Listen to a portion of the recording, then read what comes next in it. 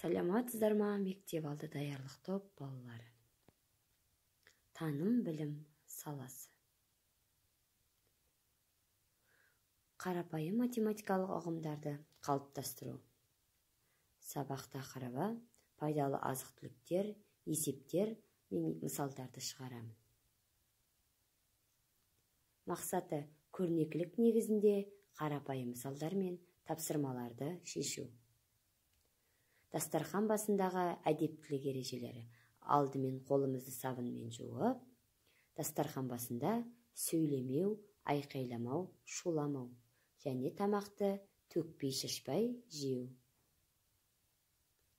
Балалар, асханада түскі асқа суреттің тұсында көрсетілген сан қанша болса, сонша тағам сатылды.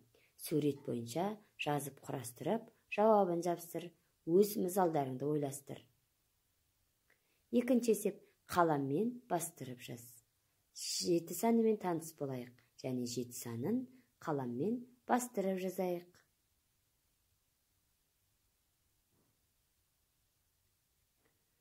Үшінші тапсырма, қандай 2 саннан 7 санын құрауға болады?